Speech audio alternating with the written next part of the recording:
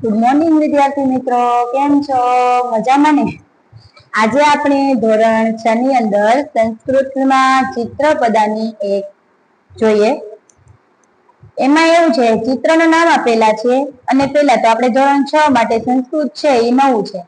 એટલે આપણે તો પેલા એ જાણવાનું છે કે ભાઈ ગાય છે તો ગાયને સંસ્કૃતમાં શું કહેવાય? તો કે ધેનુ. ગદર્ભ એટલે ગધેડું. મેષહ એટલે ઘેટું.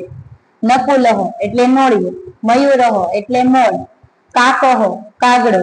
તાલહ તાળું. દીપહ દીવડો. ઘટઃ ઘડો. સર્પઃ સાપ. મકરઃ મગર. મંડુકઃ દેડકો. એવી જ રીતના આપણે ચિત્રપદાની બે જોઈએ.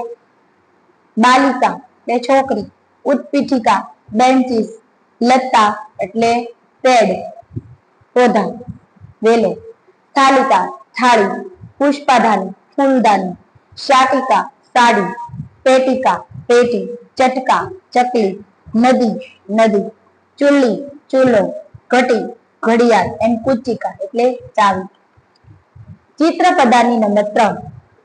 રત્નમ એટલે હીરો. છત્રમ છાતા છત્રી. પુષ્પમ ફૂલ. ઉરુકમ પેન. ધનમ રૂપિયો. પુસ્તકમ પુસ્તક. લશુનમ લસણ.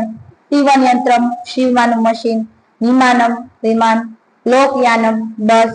કૃષ્ણકલકમ કાળું પાટિયું. શકટમ એટલે બળદગાડું. ચિત્રપદાની નંબર 4. અંકની એટલે પેન્સિલ. ગ્રંથ એટલે પુસ્તક. આભૂષણમ એટલે ઘરેણું. કરદીપ એટલે ટોર્ચ લાઈટ. ચમચ એટલે ચમચી. લવિત્રમ એટલે દાતરડું. અવકરિકા એટલે કચરાપેટી. સચિકા એટલે ફાઈલ. પીપીલિકા એટલે કીડી. ગણનયંત્રમ એટલે કેલ્ક્યુલેટર.